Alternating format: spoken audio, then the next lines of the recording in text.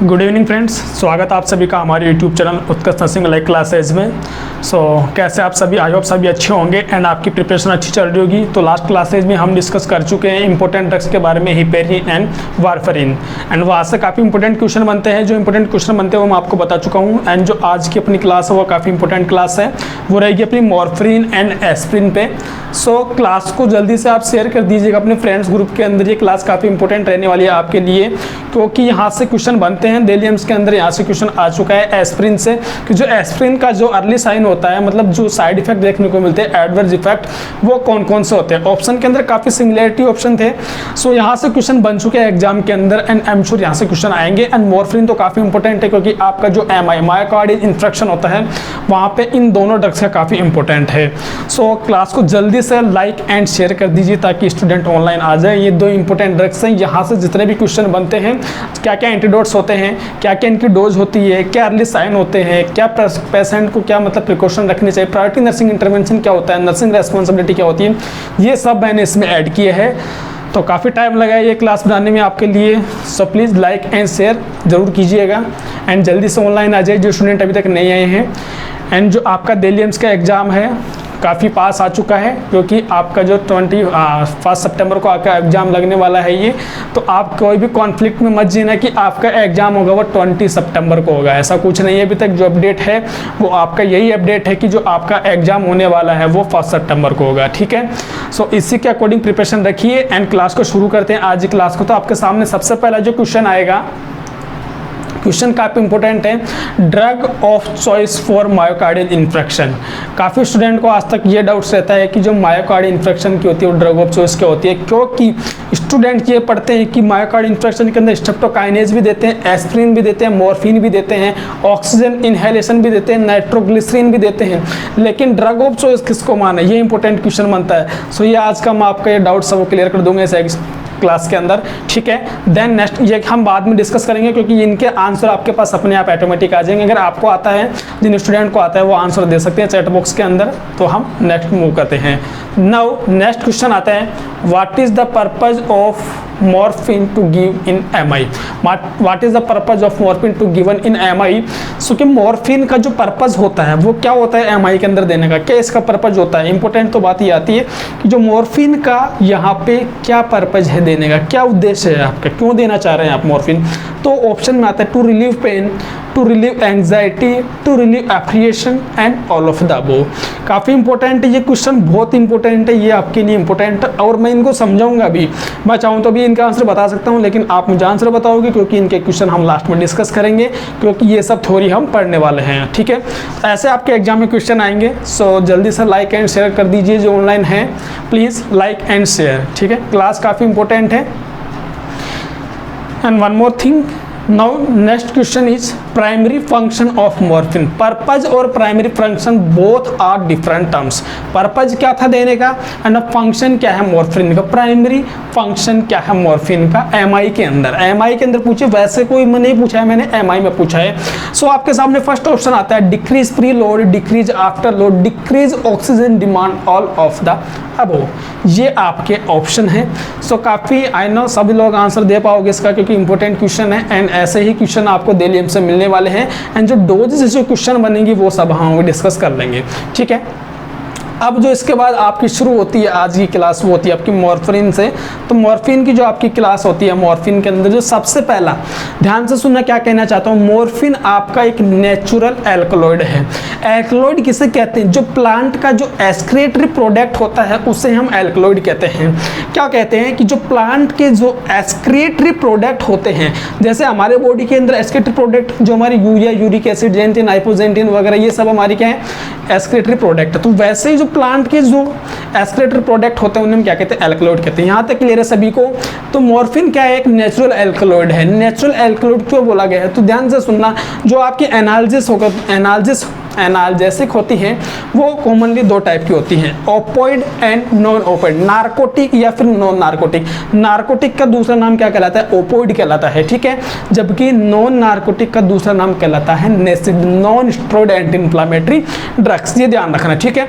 तो आपका जो ओपोइड है वो क्या है? नार्कोटिक है। एंड ये किनसे, एंड ये जो केमिकली 3 टाइप्स के होते हैं केमिकली जो नार्कोटिक। फर्स्ट आता है आपका natural alkaloid, semi synthetic and synthetic. Opioid में आपकी जो मोस्ट ऑफ ड्रग्स आती हैं उनके नाम सुन लीजिएगा, morphine, coding, fentanyl and tramadol, and आपका आता है, फिर आता है आपका कोडिन एंड लास्ट आता है आपका हीरोइन, ठीक है। मोर्फिन, कोडिन, फिर आता है आपका फेंटानिल, फिर आता है आपका ट्रेमाडोल, देन आता है हीरोइन। ये आपकी इंपॉर्टेंट ड्रग्स आती है किसके अंदर? ओपोइड्स के अंदर। ध्यान से सुनना ये ड्रग। तो जिसमें से आपका एक मोर्फिन क्या है? एक नेचुरल एल्कलॉइड क्लास से बिलोंग करने वाला। मोर्फिन एंड कोडिन आपके नेचुरल क्लास से बिलोंग करते हैं, ठीक है। तो ध्यान से यहाँ तक समझ आ गया किसी को कि ये क्या है? एक ओपोइड ड्रग्स है। रिसीव फ्रॉम पोपी प्लांट, ये क्वेश्चन आ चुका है एग्जाम्स के अंदर। इसको किससे रिसीव करते हैं? पोपी प्लांट या फिर पेपरवर्स सोमनिफेरम, ये भी आपको ऑप्शन में मिल सकता है। काफी इंपॉर्टेंट क्वेश्चन है ये, ठीक है, लगा लिएगा इसको क्वेश्चन आंसर। देन जो इसकी डोज होती है मॉर्फिन की, कितनी देते हैं? अगर कुछ नहीं दे रखो ऑप्शन में, डायरेक्ट आपसे पूछ ले डोज कितनी होती है मॉर्फिन की, क्या लिखोगे?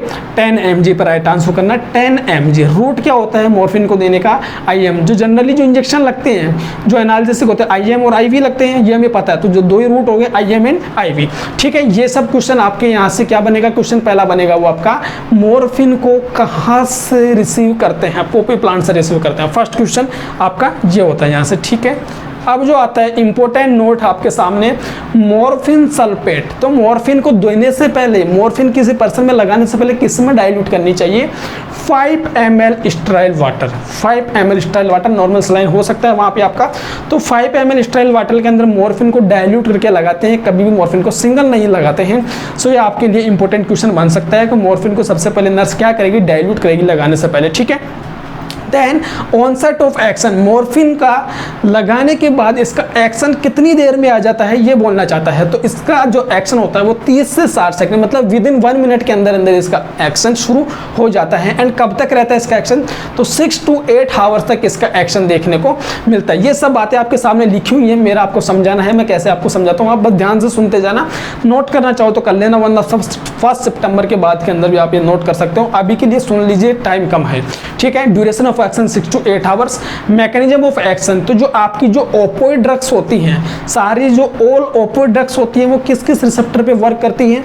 Mu, kappa and delta receptor, 3 receptor पे एक्ट करती है। ये क्वेश्चन बन चुका है एग्जाम में, एक्सेप्ट में, कि जो ओपोइड के अंदर कौन कौन से रिसेप्टर पे एक्ट करती हैं। एक्सेप्ट में आता है म्यू, कप्पा, डेल्टा, ऑप्शन में हो सकता है अल्फा। तो एक्सेप्ट में करना आप क्या करोगे?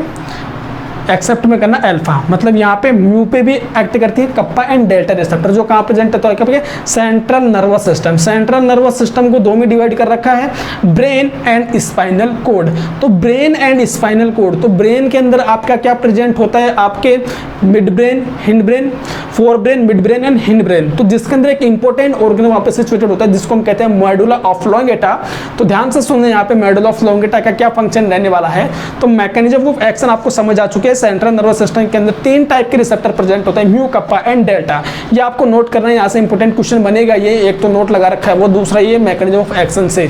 तो ध्यान से सुनना, जो मॉर्फिन है वो कैसे, मॉर्फिन 2 तरीके से आपकी बॉडी में एक्ट करती है। फर्स्ट इसका डिप्रेसिव एक्शन होता है, दूसरा इसका स्टिमुलेटरी इफेक्ट होता है। मतलब मॉर्फिन देने के बाद पर्सन के अंदर क्या क्या चीजें सप्रेस हो जाएंगी, किन किन चीजों के अंदर स्टिमुलेशन देखने को मिलेगा, ठीक है। उससे हम कहते हैं स्टिमुलेशन को एक्साइटेटरी फंक्शन, एंड डिप्रेशन का मतलब पर्सन के अंदर क्या क्या सप्रेशन देखने को मिलेगा। ध्यान से सुनना, ये आपके एग्जाम का, दिल्ली के एग्जाम का यहाँ से क्वेश्चन बनता है, तो ध्यान से सुनना। तो एनाल्जेसिक है, तो सबसे पहला तो आपका क्या एनाल्जेसिक इफेक्ट। तो ये एनाल्जेसिक इफेक्ट के अंदर कहाँ पे एक्ट करती है? Act at mu receptor at spinal and supra spinal site in medulla oblongata. बोल दिया अभी मैंने, मेडुला ऑब्लोंगेटा कहाँ प्रेजेंट होता है? सेंट्रल नर्वस सिस्टम के अंदर, ठीक है। सो ये रिजल्टिंग, जिसकी वजह से ये इसने किसके ऊपर जाके एक्ट किया? मेडुला ऑब्लोंगेटा पे जाके एक्ट किया, जिसकी वजह से पर्सन के अंदर सेडेशन, ड्राउजीनेस, यूफोरिया। सेडेशन का मतलब कि पर्सन को अंदर नींद जैसे आने लगेगी, ड्राउजी ड्राउजीनेस मतलब पर्सन चलेगा तो जैसे लड़खड़ा के चलते हैं ना, जैसे बेवड़े आपने देखे होंगे हैं आफ्टर एल्कोहलिज्म जो पर्सन होते हैं, जो एल्कोहलिक पेशेंट पर्सन होते हैं, वो कैसे ड्राउजीनेस के जैसे फील करते हैं एंड उनमें यूफोरिया भी देखने को मिलता है। तो वही कंडीशन यहाँ पे देखने को मिलती है, जो पर्सन मॉर्फिन यूज करते हैं उनके अंदर सेडेशन, ड्राउजीनेस एंड यूफोरिया देखने को मिलता है। यूफोरिया मतलब कि फीलिंग ऑफ वेलबींग, पर्सन को आनंद की अनुभूति होने लगती है, पर्सन को मजा आता है जब वो मॉर्फिन लेता है, उसको मतलब खुशी मिलती है। अब जो लेने वाले होते हैं उन्हें पता होगा इस चीज़ कि आफ्टर अल्कोहल पीने के बाद उन्हें कैसा फील होता है, ठीक है। वही सब चीज़ें क्या है मॉर्फिन के अंदर होती है। तो ओपियोइड ड्रग्स होती हैं वो क्या करती हैं, डिपेंडेंस कोज करती हैं पेशेंट के अंदर, उनको लत लग जाती है उन्हें लेने की, तो वो क्या करती है ये दवाई मतलब ये जो मेडिसिन होती है वो क्या करती है पेशेंट के अंदर डिपेंडेंस कोज करती है, पेशेंट को उन्हें बार बार यूज करने की कोशिश करता है। तो यहाँ पे जो इंपॉर्टेंट बात निकल के आ रही है उसे समझना, वो क्या है, मॉर्फिन सेडेशन, ड्राउजीनेस, यूफोरिया कोज करती है। इंपॉर्टेंट है ये, इन्हीं से नर्सिंग रेस्पॉन्सिबिलिटी निकल के आएगी।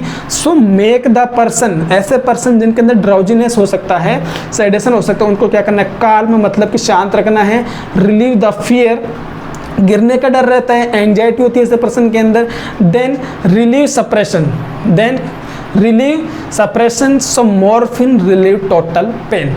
अब मान लीजिए एक एमआई का पेशेंट है, तो देखो मॉर्फिन है जो किसी मायोकार्डियल इंफ्रेक्शन का पेशेंट आया आपके पास, ठीक है।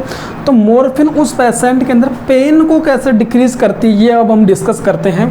तो देखो वहाँ पे लिखा हुआ है morphine make a person calm, relieve the fear, relieve anxiety and relieve apprehension, so morphine relieve total pain। कैसे करती है ध्यान से सुनना।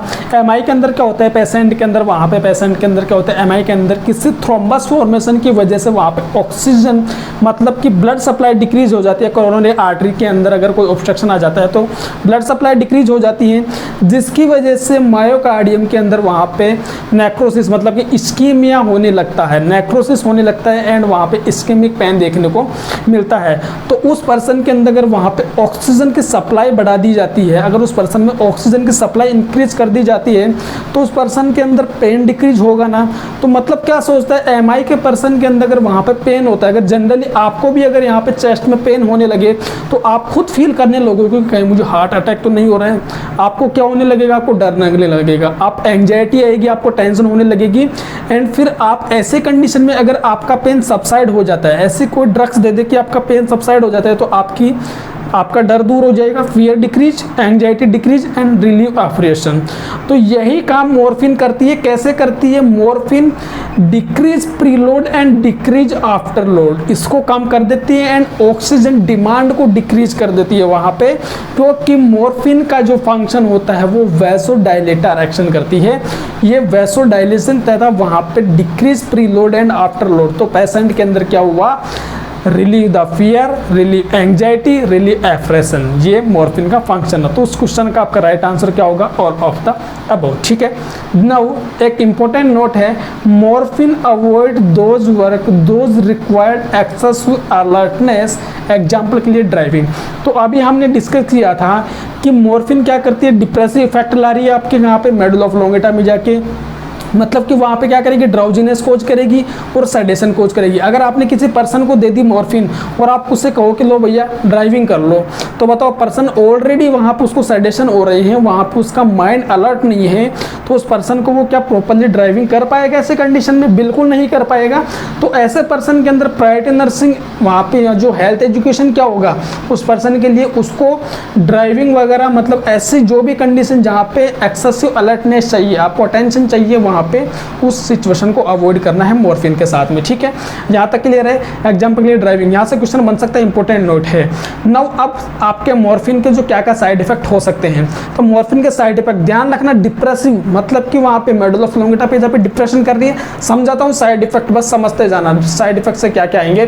तो सबसे पहला आता है आपका रेस्पिरेटरी डिप्रेशन। तो मुझे बताओ आपके रेस्पिरेटरी सेंटर कहाँ प्रेजेंट होता है, medulla oblongata and pons. First priority पे मेडुला ऑब्लोंगेटा करना, सेकंड प्रायोरिटी पे पोन्स करना। अगर दोनों में आ जाए मेडुला ऑब्लोंगेटा एंड पोन्स, तो आपको राइट आंसर करना है बोथ, ठीक है। तो रेस्पिरेटरी सेंटर कहाँ प्रेजेंट होता है आपके, मेडुला ऑब्लोंगेटा में, एंड कार्डियोवास्कुलर सेंटर कहाँ प्रेजेंट होता है, मेडुला ऑब्लोंगेटा में, ठीक है। तो यहाँ पे पर्सन के अंदर मॉर्फिन दे दी रेस्पिरेटरी मतलब मेडुला ऑब्लोंगेटा पे जाके डिप्रेसिव एक्शन करेगा, तो रेस्पिरेटरी सेंटर डिप्रेस, और cup centre depress, cup centre भी आपके मेडुला ऑब्लोंगेटा प्रेजेंट होता है। पर्सन के अंदर वहाँ पे सराउंडिंग जो स्ट्रक्चर होती है, हाइपोथैलेमस तो सुना ही होगा आपने, तो वहाँ पे जाके हाइपोथैलेमस पर भी थोड़ा सा स्लाइटली एक्शन दिखाया तो क्या देखने को मिलेगा, हाइपोथर्मिया, क्योंकि उसने क्या कर दिया, हाइपोथैलेमस को भी सप्रेस कर दिया, हाइपोथर्मिया, क्योंकि हमें पता होता है हाइपोथैलेमस क्या होता है, टेम्परेचर रेगुलेटरी सेंटर। दूसरा हाइपोटेंशन, क्योंकि हमें पता होता है कि जो मॉर्फिन होती है वो वैसोडाइलेटर एक्शन करती है, ठीक है। तो ये क्या किया आपने, हाइपोटेंशन। दूसरा मॉर्फिन क्या होती है, आपकी जाके कार्डियोवास्कुलर सेंटर मेडुला ऑब्लोंगेटा में जाके उसको सप्रेस किया उसने, तो पर्सन के अंदर हार्ट रेट इंक्रीज थोड़ी होगी, वहाँ पे डिक्रीज होगी, तो ब्रेडिकार्डिया देखने को मिलेगा। और दूसरा आता है फिजिकल साइकोलॉजिकल डिपेंडेंस, लेने में मजा आता है ड्रग्स को, ठीक है, आनंद की अनुभूति होती है, यूफोरिया, अभी तो पढ़ा था हमने, तो फिजिकली साइकोलॉजिकली डिपेंडेंस हो जाता है ड्रग्स के ऊपर। इचिंग होती है, मॉर्फिन क्या करती है, आपके बॉडी में जाके सेल से हिस्टामिन का रिलीज करवाती है, एंड हिस्टामिन जाके क्या करता है, वैसोडाइलेशन एंड ब्रोंकोकॉन्स्ट्रिक्शन। ये मॉर्फिन के अंदर हिस्टामिन, मॉर्फिन से जो मॉर्फिन की वजह से हिस्टामिन रिलीज होता है, तो वो हिस्टामिन के क्या होता है, वो वैसोकॉन्स्ट्रिक्शन, ध्यान से सुनना, vasoconstriction and vasodilation and bronchoconstriction, opposite बोल दिया था, सॉरी, ब्रोंको कॉन्स्ट्रिक्शन वैसोडाइलेशन, ध्यान रखना, ब्रोंको कॉन्स्ट्रिक्शन वैसोडाइलेशन। तो वैसोडाइलेशन की वजह से हाइपोटेंशन देखने को मिला, ठीक है। और दूसरा हिस्टामिन आपके इचिंग भी करवाता है, क्योंकि मैंने आपको समझाया था, जिसने प्लेटलेट की क्लास नहीं देखी हो जाके देखना, वहाँ पे बताया था कि हिस्टामिन क्या क्या करता है। तो हिस्टामिन की वजह से इचिंग भी देखने को मिलती है, ठीक है। तो ये सारे किसकी वजह से हो रहे हैं, मॉर्फिन की वजह से हो रहे हैं, ठीक है।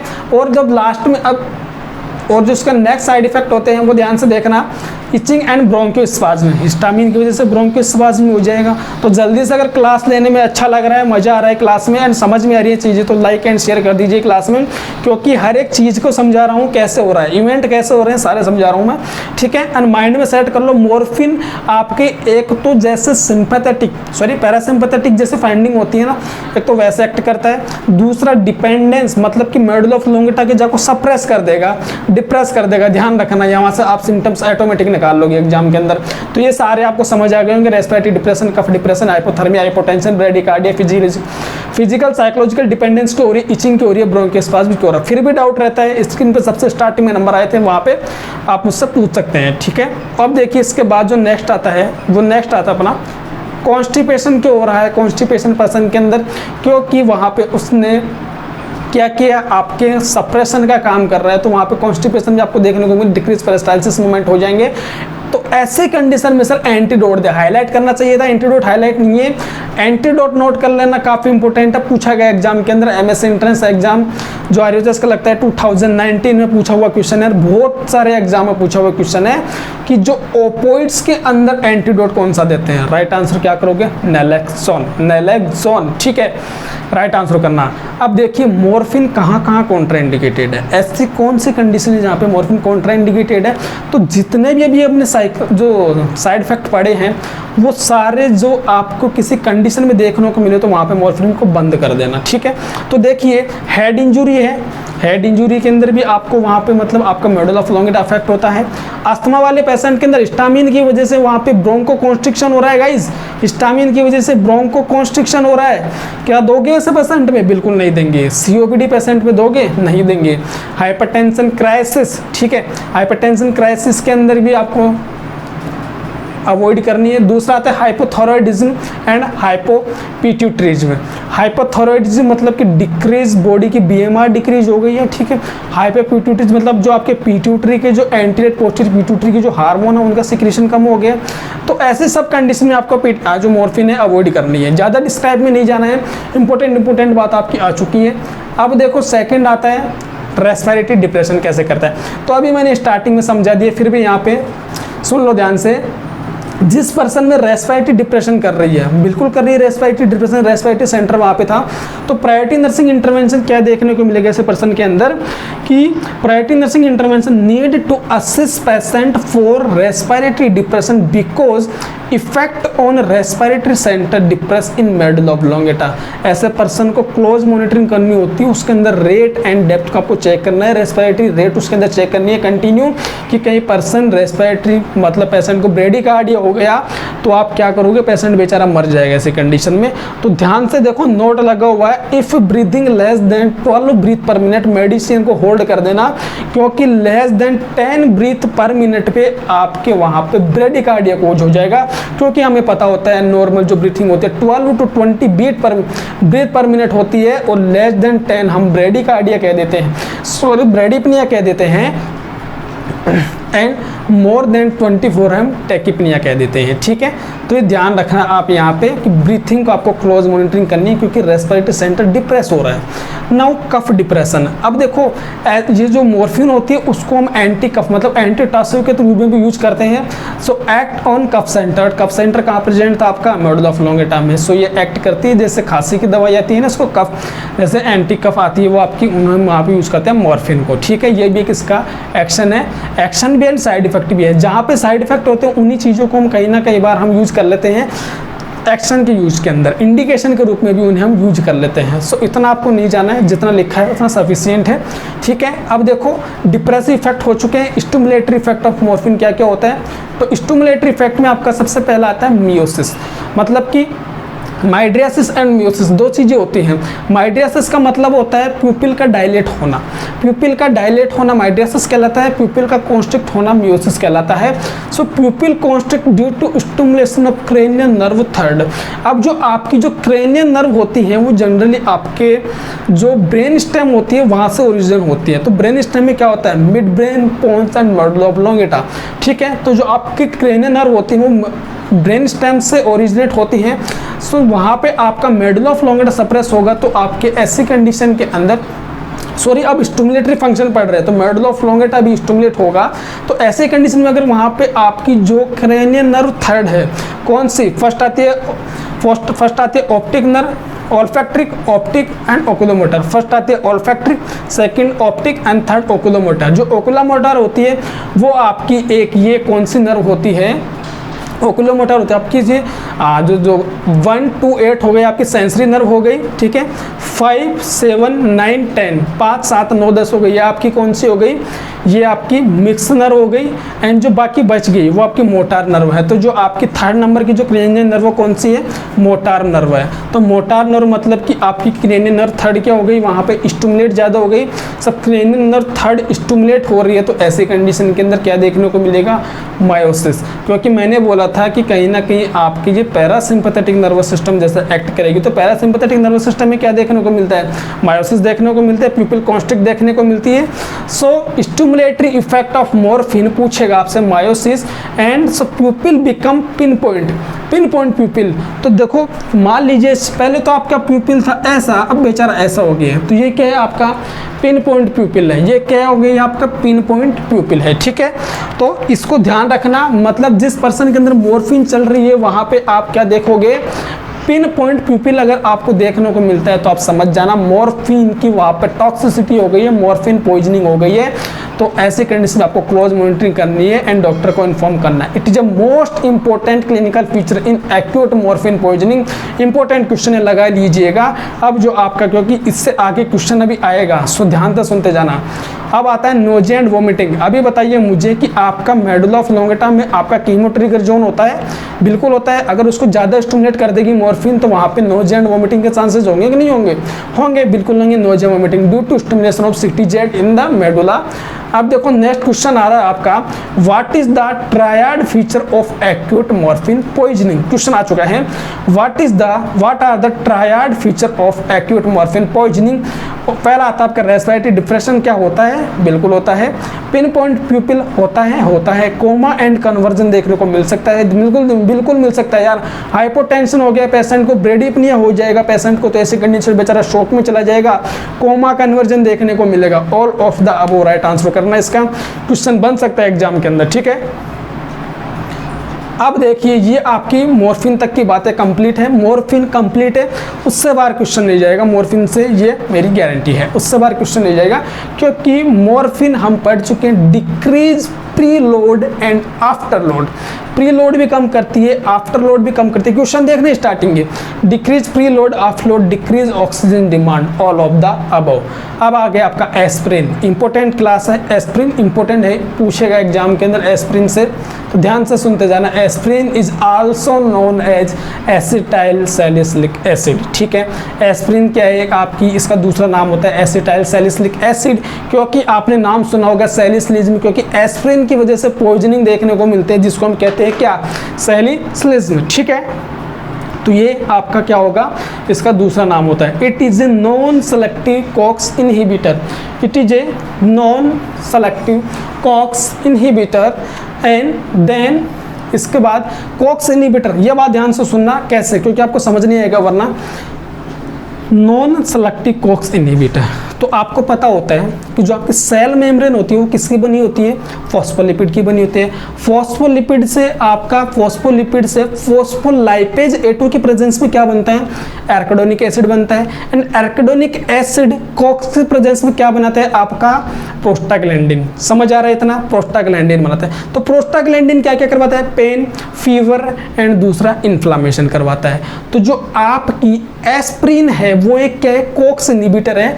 एंड फॉस्फोलाइपेज A2 पे तो आपके काम करते हैं जितने भी स्टेरॉइड होते हैं, कॉर्टिकोस्टेरॉइड, जबकि कॉक्स इनहिबिटर होते हैं वो काम करते हैं आपके एराकिडोनिक एसिड से प्रोस्टाग्लैंडिन का फॉर्मेशन नहीं होने देते हैं, जिससे हम क्या कहते हैं, कॉक्स इनहिबिटर कहते हैं। कॉक्स इनहिबिटर 3 टाइप्स होते हैं, कॉक्स 3 टाइप्स, तो COX first, COX second and COX third, ठीक है। साइक्लोऑक्सीजिनेज जिसकी फुल फॉर्म होती है, ध्यान से सुन लेना। तो बताइए यहाँ पे एस्प्रिन क्या है, आपका एक नॉन सेलेक्टिव कॉक्स इनहिबिटर, मतलब कि कॉक्स फर्स्ट पे भी काम कर सकता है, कॉक्स सेकंड पे भी, कॉक्स थर्ड पे भी। तो जो कॉक्स फर्स्ट होता है उसकी प्रेजेंस में आपके म्यूकस सिक्रेट होते हैं, and COX second and COX third की प्रेजेंस में पेन, फीवर एंड इन्फ्लामेशन देखने को मिलता है। कॉक्स फर्स्ट का ध्यान रखना, म्यूकस सिक्रेशन किसकी वजह से होता है, आपके स्टोमक में कॉक्स फर्स्ट की वजह से। तो ऐसी कोई कंडीशन जहां पे आपका कॉक्स इनहिबिट हो जाएगा, म्यूकस का आना कम हो जाएगा, पेशेंट में क्या देखने को मिलेगा, पेप्टिक अल्सर, गैस्ट्राइटिस, ठीक है। ध्यान से सुनना ये सारी बातें। तो सुनिएगा, एस्प्रिन क्या है, एक नॉन सेलेक्टिव कॉक्स इनहिबिटर है। So inhibit synthesis of thromboxane A2 and ADP।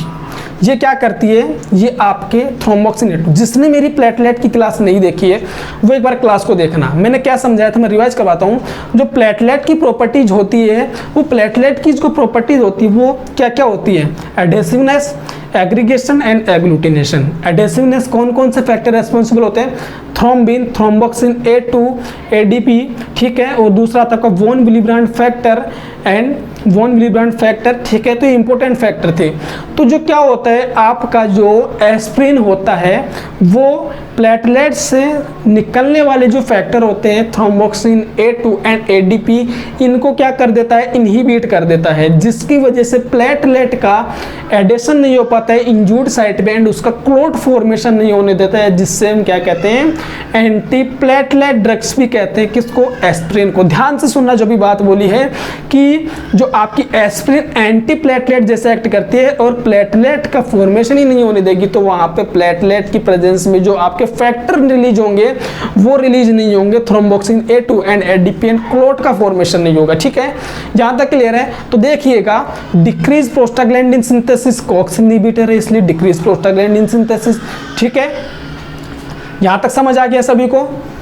Next आता है जो आपका, it have anti inflammatory, analgesic and antibiotic action. तो देखो, anti inflammatory, analgesic, antibiotic action हुआ कि नहीं हुआ यार, कॉक्स को इनहिबिट कर दिया तो पेन भी नहीं होगा, फीवर भी नहीं होगा, इन्फ्लामेशन भी नहीं होगा। तो anti inflammatory, analgesic, antibiotic action तीनों समझ में आ गए। Pharmacological action of aspirin is anti inflammatory, analgesic and antibiotic. तो अब आपका नेक्स्ट क्वेश्चन आता है, most commonly use as anti platelet drug, aspirin, ठीक है। आपकी सबसे ज्यादा मतलब इसको पहले तो किस में यूज करते थे, एंटी इन्फ्लामेटरी, एनाल्जेसिक, एंटीबायोटिक, लेकिन अब जो एस्प्रिन को यूज करते हैं as a anti platelet drug use करते हैं। इसको हम यूज नहीं करते हैं anti inflammatory, analgesic, antibiotic form के अंदर, ओनली एंटी प्लेटलेट यूज करते हैं, ठीक है। ध्यान से सुनना इसके बारे में। अब जो इसकी डोज होती है वो डोज क्या होती है, 75 to 300 mg पर डे इसकी डोज होती है, नॉर्मली जो जनरली देते हैं, ठीक है। आपने देखा होगा नॉर्मल जो पर्सन होते हैं उनके अंदर जो एस्प्रिन आती है वो 75 mg के अंदर आपकी मिनिमम डोज देखने को मिलती है। अब आपके इंपॉर्टेंट नोट निकल के आ रहे हैं जहां से क्वेश्चन बनता है, ध्यान से सुनने इंपॉर्टेंट नोट के बारे में कि aspirin should be taken with milk. कभी भी एस्प्रिन को पानी के साथ नहीं लेना चाहिए, वैसे तो कहते हैं कि एस्प्रिन को हमेशा दूध के साथ लेना चाहिए। तो aspirin should be taken with milk, exam में क्वेश्चन आ जाए तो किसके साथ लेना है, मिल्क के साथ लेना है। Aspirin not use in viral infection, जिस पर्सन के अंदर वायरल इन्फेक्शन, एग्जाम्पल के लिए वेरिसेला जोस्टर जो आपका वायरस होता है, ऐसे कंडीशन में आपको एस्प्रिन यूज नहीं करनी चाहिए क्योंकि ये आपके रे सिंड्रोम करवा सकती है, मतलब लीवर एंड ब्रेन का इन्फ्लामेशन करवा सकती है। एंड डेंगू वाली कंडीशन, क्योंकि डेंगू वाले पेशेंट के अंदर ऑलरेडी प्लेटलेट कम हो जाती है, थ्रोम्बोसाइटोपेनी देखने को मिलता है, तो ऐसे पर्सन में भी आपको एस्प्रिन यूज नहीं करनी है। If a person have allergy with aspirin तो उसको आपको क्या देना है, क्लोपिडोग्रिल, क्लोपिडोग्रिल, ये आपकी सेकंड जो इसके डेरिवेटिव होती है एस्प्रिन की, क्लोपिडोग्रिल, वो आपको क्या करनी, यूज करनी है। ध्यान रखना ये क्वेश्चन आ चुका है, जिस पर्सन को एस्प्रिन से एलर्जी उसको कौन सी ड्रग देंगे, 300 mg क्लोपिडोग्रिल आपको क्या देनी है, ये प्लेटलेट की डेरिवेटिव होती है, ये जो एंटी प्लेटलेट मतलब कि एस्प्रिन की डेरिवेटिव ड्रग्स होती है, दूसरी वो आपकी क्या यूज करते हैं, क्लोपिडोग्रिल। ठीक है, एक और इंपॉर्टेंट क्वेश्चन आता है, तो अब देखिए एक इंपॉर्टेंट नोट निकल के आ रहा है यहाँ से, आपका एक एस्प्रिन से एक इंपॉर्टेंट नोट आ रहा है कि initially aspirin can cause hyperventilation, कि स्टार्टिंग में आपकी जो एस्प्रिन है हाइपरवेंटिलेशन कोज करती है, क्योंकि CO2 के स्टिमुलेशन की वजह से पर्सन के अंदर हाइपरवेंटिलेशन देखने को मिलता है, जिसकी वजह से रेस्पिरेटरी एल्कलोसिस होता है। लेकिन यही एस्प्रिन बाद में जाके आपके हाइपोक्सिया कोज करती है, जिसकी वजह से आपकी बॉडी के अंदर वेरियस फाइंडिंग देखने को मिलते हैं एंड मेटाबॉलिक एसिडोसिस कोज करते हैं। मेटाबॉलिक एसिडोसिस बोला है, नॉट रेस्पिरेटरी एसिडोसिस। ठीक है, तो ध्यान से सुनना, ये लास्ट में जाके क्या करती है, मेटाबॉलिक एसिडोसिस, लेकिन इनिशियली रेस्पिरेटरी एल्कलोसिस। स्टूडेंट को कंफ्यूजन रहता है कि एस्प्रिन क्या करती है, तो ध्यान से देख लेना ये कैसे करती है, initially respiratory alkalosis but later stage metabolic acidosis. अब देखो डोज ऑफ एस्प्रिन, तो एनाल्जेसिक के अंदर आपकी जो डोज होती है 300 से 600 mg पर डे, एंटीबायोटिक में 4 to 6 gram per day. Unit important है, ध्यान से देखते जाना कि 4 to 6 gram per day use करते हैं। Antipyretic and anti inflammatory 75 to 300 mg per day. ये आपकी किसकी यूनिट है, आपकी ये डोज ऑफ एस्प्रिन है, जो कौन कौन से अलग अलग फार्माकोलॉजिकल एक्शन के अकॉर्डिंग हम यूज करते हैं, जिसमें इंपॉर्टेंट है एंटीपायरेटिक वाला, ये पूछ चुका है एग्जाम में। 4 to 6 ग्राम पर डे आप किसको यूज करते हैं, आपके एस्प्रिन को यूज करते हैं। अब इसके जो एडवर्स इफेक्ट ऑफ एस्प्रिन आ रहे हैं वो इंपॉर्टेंट है, ध्यान से सुनते जाना, कैसे समझा दूंगा कैसे हो रहे हैं। हिपेटोटॉक्सिसिटी, जो आपकी एस्प्रिन होती है जो कि ऑक्सीजन बिट होती है जाके आपके लीवर को अफेक्ट करती है, जिसकी वजह से हिपेटोटॉक्सिक करवाती है। नेफ्रॉन मतलब कि आपके किडनी पे जाके भी अफेक्ट करती है, तो आपके नेफ्रॉन को भी अफेक्ट करती है। दूसरा आपके ब्रोंकियल अस्थमा के अंदर, मतलब कि ब्रोंकियल अस्थमा करवा सकती है, वहां पे जाके नोजिया एंड वोमिटिंग करवा सकती है।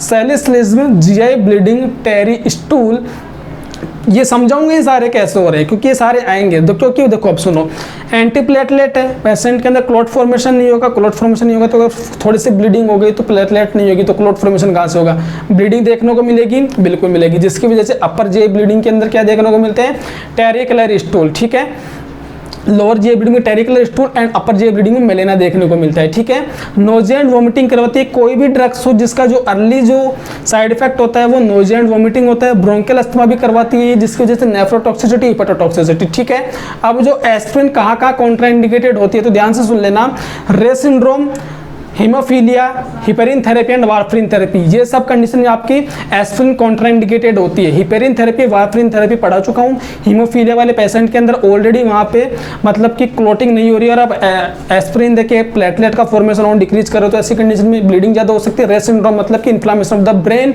And liver. ठीक है, अब देखो एस्प्रिन पॉइजनिंग के अंदर यहाँ से क्वेश्चन बनता है, overdose of aspirin can cause salicylism, मतलब एस्प्रिन की जो ओवरडोज हो जाती है उसे क्या कहते हैं, सैलिसिलिज्म कहते हैं। इसका असेसमेंट क्या करते हैं, क्वेश्चन आ चुका है दिल्ली एम्स के अंदर असेसमेंट, तो जो एस्प्रिन का जो असेसमेंट करते हैं उसका जो अर्ली साइन होता है वो नोजिया, वोमिटिंग, अभी बताया था मैंने, diarrhoea, skin rashes and tinnitus. ये क्वेश्चन आ चुका है एम्स दिल्ली के अंदर अभी कंबाइंड एम्स में कि nausea, vomiting, diarrhoea, skin rashes and tinnitus आपके अर्ली साइन है। देन उसके बाद क्या क्या साइन देखने को मिलते हैं, increase thirst, hypercapnia, increase CO2 level, confusion CO2 की वजह से, कन्वर्जन आपके वहां पे कन्वर्जन देखने को मिलेंगे, इंक्रीज ICP का लेवल बढ़ जाएगा, ओलिगो यूरिया देखने को मिलेगा वोमिटिंग की वजह से, वहाँ पे डिहाइड्रेशन की वजह से ब्लीडिंग टेंडेंसी देखने को मिलेगी, हाइपर कैल्सीमिया एंड हाइपोग्लाइसीमिया, ये इंपॉर्टेंट है हाइपोग्लाइसीमिया। एस्पिरिन होती है वो आपके क्रेब्स साइकिल को इफेक्ट करती है लीवर में जाके, जिसकी वजह से हाइपोग्लाइसीमिया देखने को मिलता है, मतलब कि आपके मेटाबॉलिज्म को अफेक्ट करती है क्रेब्स साइकिल में जाके। तो क्रेब्स साइकिल कंप्लीट नहीं होगा तो पेशेंट के अंदर ग्लूकोज का फॉर्मेशन नहीं होगा, जिसकी वजह से हाइपोग्लाइसीमिया देखने को मिलेगा। इंटरवेंशन क्या क्या हो सकता है सर इसका, तो इंटरवेंशन सबसे पहले देख लेना, गैस्ट्रिक लावेज करना है। इंपॉर्टेंट क्वेश्चन आता है एंटीडोट ऑफ एस्पिरिन, तो एक्टिवेटेड चारकोल पे जाके मार्क करना है, कितना देते हैं 0.5 ग्राम पर केजी। तो एक्टिवेटेड चारकोल होता है वो आपका एस्पिरिन का एंटीडोट होता है, ठीक है। सिम्टोमेटिक ट्रीटमेंट की बात कर ले, एंटीडोट ध्यान रखना एक्टिवेटेड चारकोल है, स्टूडेंट को कंफ्यूज रहता है एंटीडोट क्या होता है एस्पिरिन का। एक्टिवेटेड चारकोल एस्पिरिन का एंटीडोट है। सिम्टोमेटिक ट्रीटमेंट दो तो आईवी फ्लूइड देना क्योंकि पर्सन में डिहाइड्रेशन होगा वोमिटिंग की वजह से, सोडियम बाइकार्बोनेट देना क्योंकि पर्सन में मेटाबॉलिक एसिडोसिस देख रखा है आपने, विटामिन के देना ताकि पेशेंट के अंदर क्लॉटिंग फैक्टर बन सके 2, 7, 9, 10, ग्लूकोज देना क्योंकि पर्सन में हाइपोग्लाइसीमिया हो रहा है, क्योंकि एस्पिरिन क्या कर रही है क्रेब साइकिल को अफेक्ट कर रही है। बता दीजिए यहाँ तक किसी को डाउट हो तो, ठीक है।